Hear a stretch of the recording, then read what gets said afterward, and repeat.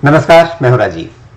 आज हम बात करेंगे तीसरी तिमाही के कारोबारी नतीजों की, यानी कि अक्टूबर से दिसंबर की जो तिमाही बीती है, उन 3 महीनों के दौरान भारत के कॉरपोरेट क्षेत्र ने किस तरह का प्रदर्शन किया। खासतौर पे जो शेयर बाजार में सूचीबद्ध कंपनियां हैं, उनका प्रदर्शन कैसा रहा, उनका कारोबारी लिखा जोखा क्या रहा, क्योंकि उसी से तय होती है हमारे शेयर बाजार की दिशा।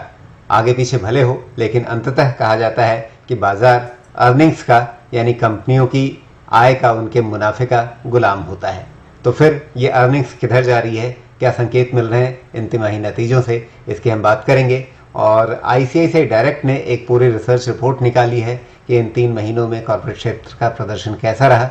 तो इस रिपोर्ट पर हम बात करेंगे आईसीआईसीआई डायरेक्ट के रिसर्च प्रमुख पंकज पांडे से। हमारे साथ जुड़ गए हैं मुंबई से। पंकज जी, स्वागत है आपका। अब एक शुक्रिया राजीव जी, अगर कुछ मोटी मोटी बातें यदि हम समझना चाहें इस रिपोर्ट की, पहली चीज या एक बड़ी चीज, एक बड़ा मैसेज इन नतीजों का क्या है? देखिए, जैसे मार्केट काफी लास्ट पिछले 3 से 6 महीने में काफी अच्छा मार्केट में रिबाउंड आया है। एक जो सबसे बड़ा सवाल आ रहा था कि जैसा मार्केट में वी शेप रिकवरी आया वैसा अर्निंग्स में भी आएगा क्या। तो आई थिंक ये क्वार्टर के जो नतीजे थे वो अब तक के सबसे बेस्ट रहे हैं। प्रॉफिट ग्रोथ इस क्वार्टर में अगर आप निफ्टी 50 कंपनीज की देखें तो करीब 28% रही है। टॉप लाइन ग्रोथ थोड़ी कम थी, लार्जली बिकॉज उसमें कुछ बड़े सेक्टर हैं जैसे कि ऑयल एंड गैस है, जहां पे प्राइसेस थोड़े डाउन थे, तो उसकी वजह से टॉप लाइन ग्रोथ डिक्लाइन दिख रहा है। बट ओवरऑल इस क्वार्टर में जो सबसे अच्छी चीजें निकल के आई हुआ है वो है मार्जिन। सो मार्जिन करीब 19% है, जो कि अब तक का हाईएस्ट एवर मार्जिन है। प्रॉफिट ग्रोथ 28% है, जो कि अब तक की हाईएस्ट एवर प्रॉफिट ग्रोथ रहा है रिसेंट पास्ट में।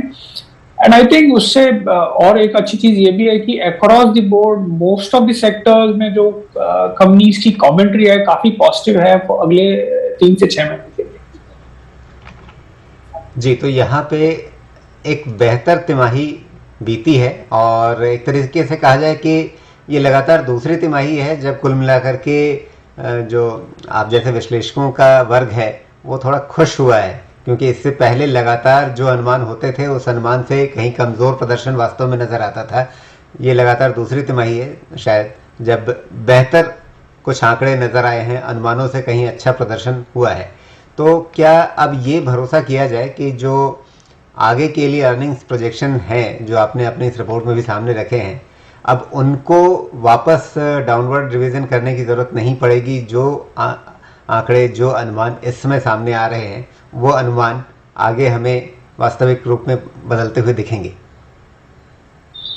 लार्जली ऐसा ही लगता है कि आगे जाके जो आपके कंपनीज के फॉरवर्ड एस्टिमेट्स हैं वो अपवर्ड ही रिवाइज होंगे आई थिंक। बट इसमें एक दो चीजें आगे जाके ध्यान देनी होंगी। अगर कुछ सेकेंड वेव आती है और बहुत सीरियस आती है, उसका कुछ लॉकडाउन का इम्पैक्ट रहता है, तो कुछ कुछ सेक्टर में उसका इम्पैक्ट दिख सकता है।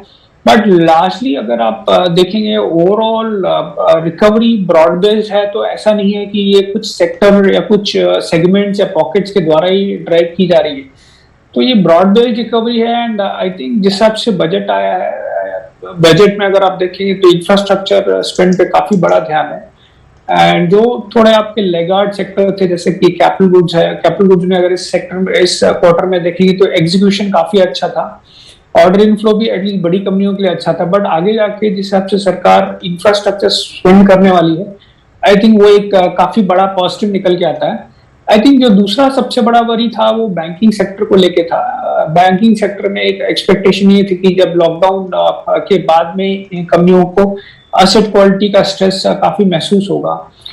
अब तक की जो कमेंट्री आई है करीब एटलीस्ट जो आपके टीयर 1 बैंक या जो बड़े बैंक है वहां पे कॉर्पोरेट स्ट्रेस 2.5 से 3% के आसपास में रहने का उम्मीद है। एंड लार्जली ये स्ट्रेस प्रोवाइड हो चुका है। तो अनलेस की कुछ और बहुत ड्रास्टिकली चेंज होता है तभी नतीजे खराब हो सकते हैं। अदरवाइज बैंक ने लार्जली 60-70% प्रोवाइड किया हुआ है स्ट्रेस के लिए। एंड हो सकता है कि Q4 में भी वो थोड़ा प्रोवाइड करें। बट लार्जली बैंक की जो अर्निंग है वो बॉटम आउट हो गई है। तो उसके हिसाब से लगता है कि जो आपके बड़े सेक्टर हैं जैसे कि बैंकिंग है, आई थिंक ये मार्केट का ग्रोथ या ओवरऑल निफ्टी का ग्रोथ को थोड़ा बेहतर ही बनाएंगे आगे जाके। तो जो 24% का ग्रोथ हमने लिया है हमें लगता है कि कंजर्वेटिव है। एंड आगे जाके जो हमने निफ्टी का टारगेट दिया हुआ है करीब 16,300 का दिया हुआ है, जिसमें हमने निफ्टी को 22 टाइम्स फॉरवर्ड वैल्यू किया है। और हमें लगता है कि जैसे आपके सेक्टर्स हैं आईटी फार्मा जो कि सेकुलर ग्रोथ ट्रेंड पे हैं, प्लस जो बैंकिंग है जहां पे अर्निंग बॉटम आउट हो गई है, प्लस बाकी और सेक्टर्स में भी रिकवरी बेहतर होती जा रही है, तो मेरे हिसाब से हमें लगता है कि नंबर्स थोड़े बेटर ही आएंगे आगे जाके, एंड वो मार्केट में भी रिफ्लेक्ट कर रहा है और आगे भी करता रहेगा। जी, यहाँ जो आपके रिसर्च रिपोर्ट पे मैं निगाह डाल रहा हूँ, तो इसमें जैसा आपने खुद अभी जिक्र भी किया कि बिक्री तो इस तिमाही में हल्की रही है, यानी इसमें 2.5% की गिरावट ही दर्ज हुई है साल दर साल यदि हम तुलना करें। ठीक पिछली तिमाही से तो लगभग 15% ज़्यादा है, लेकिन वो कोरोना से बाहर निकलने का एक दौर है, उसकी वजह से ये क्वार्टर ऑन क्वार्टर 15%, 15.5% बढ़त दिखी है। यदि वास्तविक तुलना करें साल दर साल तो 2.5% की बिक्री में गिरावट है। दूसरी तरफ मुनाफे में लगभग 28.25% की बढ़त दर्ज हुई है पिछले साल की समान तिमाही के मुकाबले में। तो यहाँ ये जो आंकड़े हैं वो उसमें आपने लिखा है एक्स फाइनेंशियल्स, यानी वित्तीय क्षेत्र के जो शेयर हैं उनको हटा करके। यदि हम देखें तो निफ्टी की या सेंसेक्स की जो कंपोजिशन है उसमें वित्तीय क्षेत्र जो है वो सबसे बड़ा भागीदार है। तो इस क्षेत्र को हटा करके यदि हम बिक्री और मुनाफे के आंकड़े देखें तो क्या हमें सही पूरी तस्वीर मिलती है उसमें? देखिए, मतलब मैं वो अगर आप उद्देश्य समझना चाहता हूँ कि वित्तीय क्षेत्र को हटा करके ये जो आंकड़ा देखा है आपने अपनी रिपोर्ट में, उसका एक खास उद्देश्य होगा, वो उद्देश्य मैं समझना चाहता हूँ, अपने दर्शकों को समझाना चाहता हूँ। जी बिल्कुल। देखिए, अगर हम नॉन फाइनेंशियल्स को देखिए बात करें तो करीब आपका ऑयल एंड गैस जो सेक्टर है करीब 40% ओवरऑल टॉप लाइन में कंट्रीब्यूट करता है, जहां की इस क्वार्टर में करीब 16% की डिक्लाइन देखी गई है। ठीक है। दूसरा आता है आपका banking and financial services. Now banking and financial services में जो आप की नंबर देखते हैं या या देखा जाता है, वो ये देखा जाता है कि आपका प्रो फार्मा जीएनपी और रिस्ट्रक्चर्ड बुक कैसे रहेगा। बैंकिंग के जो प्रॉफिट एंड लॉस है वो उतना ज्यादा मायने नहीं रखता, ज्यादा मायने ये रखता है कि आगे जाके किस तरीके का स्ट्रेस बैंकिंग में आ सकता है, क्योंकि वो डिटरमाइन करेगा कि आप कितनी प्रोविजन करोगे, एंड वो डिटरमाइन इवेंचुअली करेगा कि आपका बॉटम लाइन ग्रोथ कैसा होता है।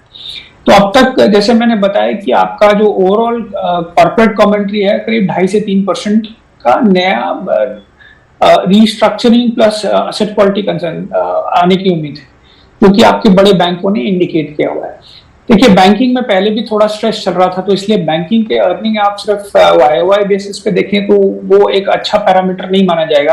देखने वाली बात यह है कि आगे जाके बैंक्स में कितना स्ट्रेस आ सकता है, उन्होंने उसके लिए कितना प्रोविजन किया हुआ है। तो अगर प्रोविजन आपने अच्छा किया हुआ है और स्ट्रेस आपका ज्यादा नहीं आएगा तो आपका जो अर्निंग का बाउंस बैक है वो काफी अच्छा है। तो मेरे हिसाब से बैंकिंग में इसीलिए उसको बैंकिंग को अलग करके देखते हैं, बिकॉज ये क्वार्टर में भी बैंक्स ने काफी एग्रेसिवली प्रोवाइड किया है। वो अगले क्वार्टर में भी चांसेस है कि बैंक्स स्ट्रेस ज्यादा ना हो बट प्रोविजन ज्यादा क्रिएट करें। तो वो उस जब आप प्रोविजन ज्यादा करते हैं तो आपका प्रॉफिटेबिलिटी कम दिखता है।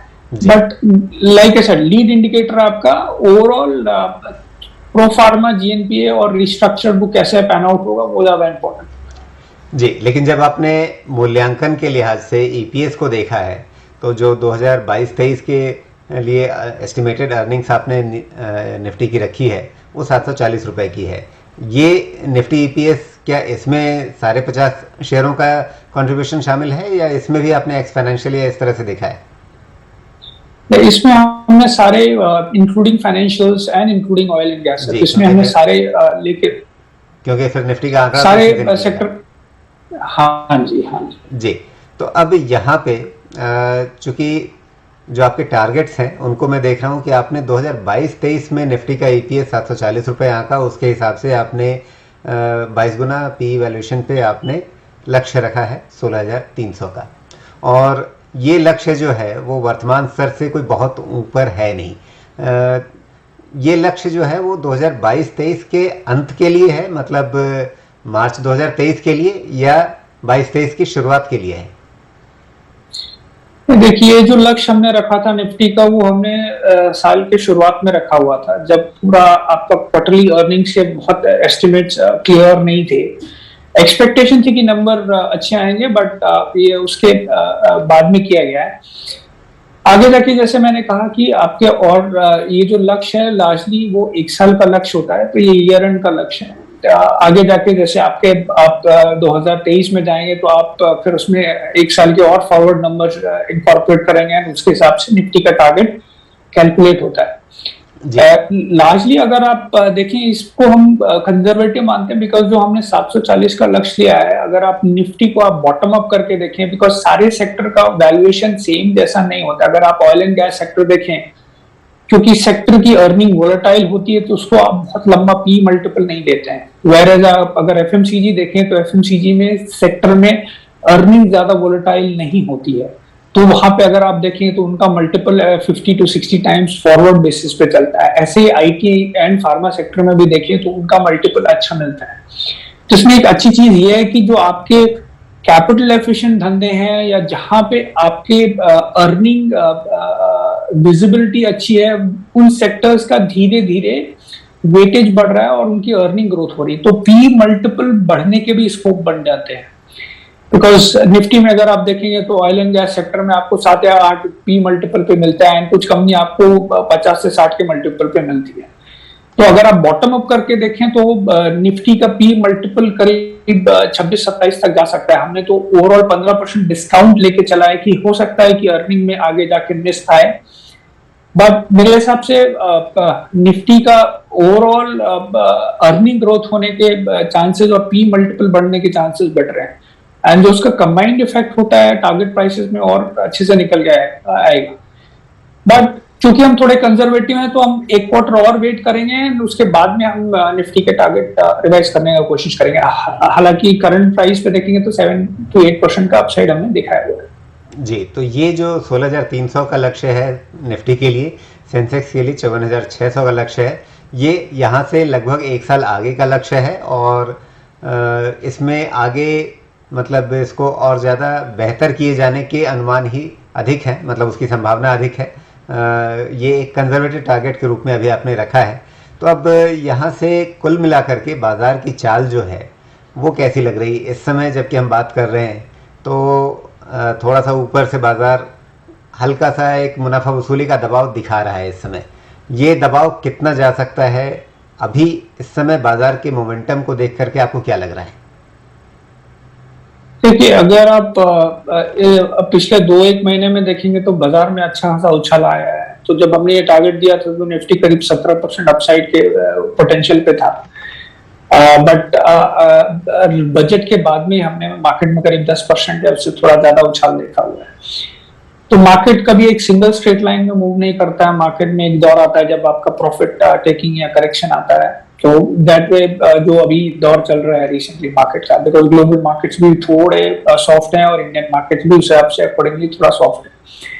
आई थिंक जो एक इम्पोर्टेंट चीज देखने वाली बात ये होगी कि आपका ग्लोबली चीजें कैसे पैन आउट होती हैं। आई थिंक एक जो अच्छी चीज ये हो रही है कि यूएस में आपके कोरोना वायरस के केसेस काफी कम हो रहे हैं। दूसरा है कि वहां पे स्टिमुलस का जो एक आर्गुमेंट है वो ये आ रहा है कि स्टिमुलस ज्यादा रखना चाहिए, एटलीस्ट इकोनॉमी को रिकवर होने दें, एंड जब तक रिकवरी नहीं होती तब तक स्टिमुलस विड्रॉल ना किया जाए। तो वो एक काफी बेहतर एस्पेक्ट निकल के आता है in terms of global liquidity support Indian markets के लिए। अभी मार्केट में थोड़ी सॉफ्टनेस है, हमें लगता है कि मार्केट जनरली 5 से 6 दिन से ज्यादा करेक्शन हमने देखा नहीं है पिछले। अगर आप जून जुलाई से देखें तो मार्केट में कोई बहुत बड़ा प्रोलॉन्ग टाइम ऑफ करेक्शन या प्रोलॉन्ग शार्प कट नहीं आया मार्केट में। तो हमें लगता है ये भी एक नॉर्मल है और हेल्दी करेक्शन माना जाना चाहिए, एंड उस हिसाब से हमें लगता है कि आपका 14,600 से 15,300 तक का रेंज मार्केट कुछ समय के लिए पकड़ सकता है। और इवेंचुअली हमें लगता है कि मार्केट आगे जाके जैसे आपका Q4 में आपका ऑर्डरिंग टेंडरिंग पिकअप होना चाहिए, प्लस अगर आपके जीएसटी कलेक्शंस अच्छे रहते हैं तो उससे एक बड़ा फायदा होगा कि आपका टैक्स टू जीडीपी रेशियो बढ़ेगा। तो आई थिंक वो सबको अगर आप अकाउंट करते हैं, प्लस कॉर्पोरेट अर्निंग अच्छा रहती है, तो हमें लगता है कि मार्केट नई ऊंचाइयों को टच करता रहेगा। जी बिल्कुल। यदि इन तिमाही नतीजों को क्षेत्रवार सेक्टर के हिसाब से विश्लेषण करें इनका, तो उसमें कौन से क्षेत्र विजेता के रूप में या ज्यादा दमदार प्रदर्शन के साथ उभरे हैं?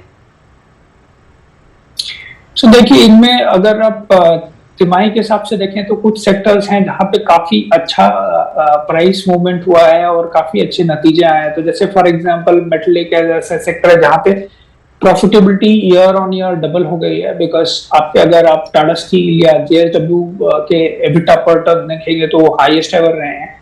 कैपेसिटी यूटिलाइजेशन में नियरली 100% रहा है।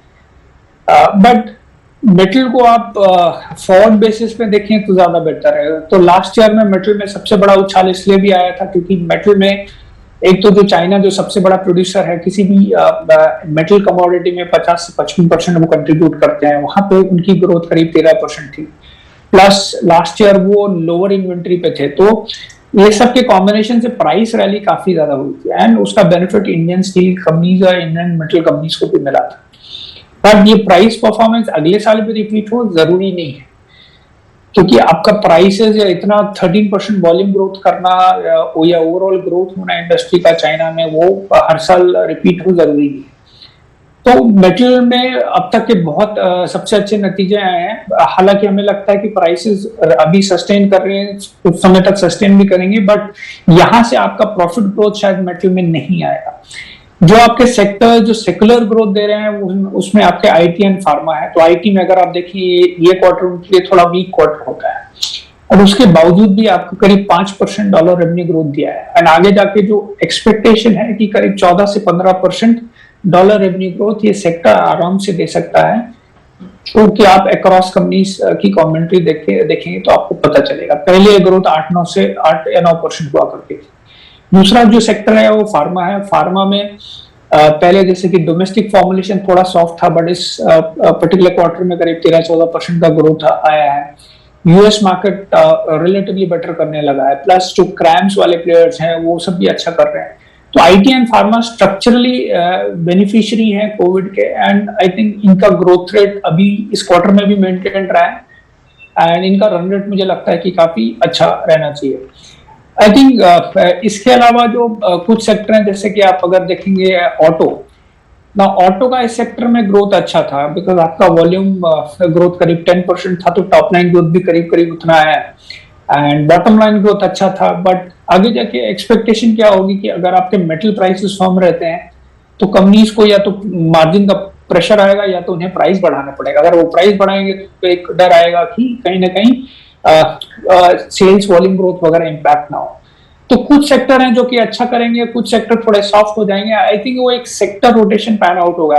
ऐसे बैंकिंग में हो सकता है कि आपका अगले क्वार्टर में भी प्रोविजनिंग वो लोग बैंक्स जनरली एग्रेसिव रखें और उसके बाद में हमें लगता है कि जो अभी क्रेडिट ग्रोथ करीब 5 से 6% के बीच में है वो प्रोग्रेसिवली बढ़ेगा, क्योंकि क्रेडिट ग्रोथ नॉर्मली जो आपका नॉमिनल जीडीपी ग्रोथ रेट है उससे थोड़ा बेहतर रहने की उम्मीद है। अगर आप नॉमिनल जीडीपी ग्रोथ रेट अगले साल 14% पकड़ रहे हैं तो क्रेडिट ग्रोथ आपका 14-15% रहना चाहिए। तो बैंक में आपका क्रेडिट ग्रोथ आएगा एंड असेट क्वालिटी बेटर रहेगा, तो उधर पे आपको अर्निंग का डेल्टा ज्यादा मिलेगा।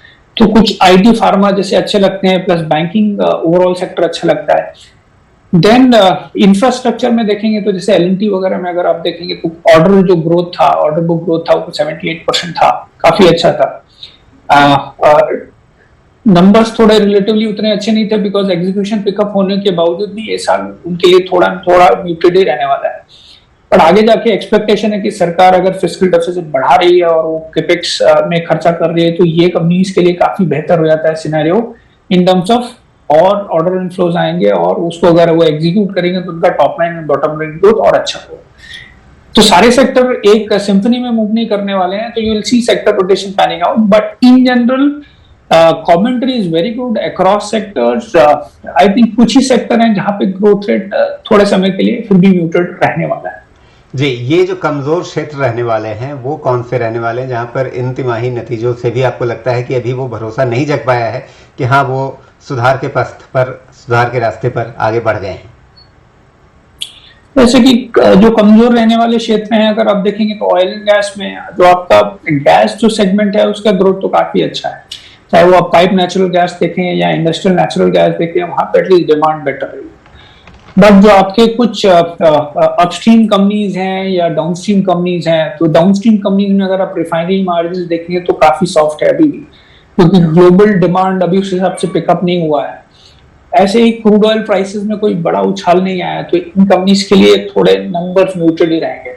ऐसे ही अगर आप एफएमसीजी में बाकी सारे कंपनीज को छोड़ दें, आईटीसी का ग्रोथ लें, क्योंकि वर्क फ्रॉम होम अभी भी काफी जगह चल रहा है, तो उनका जो सिगरेट का वॉल्यूम ग्रोथ है, जो पहले डबल डिजिट डिक्लाइन था, लास्ट क्वार्टर में भी 7% डिक्लाइन था, तो कहीं ना कहीं इनके लिए जो रोड टू नॉर्मलसी है या इनको नॉर्मलाइज होने में थोड़ा टाइम ज्यादा लगेगा। ऐसे ही आप होटल्स एज अ सेक्टर देखें तो वहां पे अगर आप देखें ऑक्यूपेंसी लेवल्स 28% से बढ़ के 45% हो गए।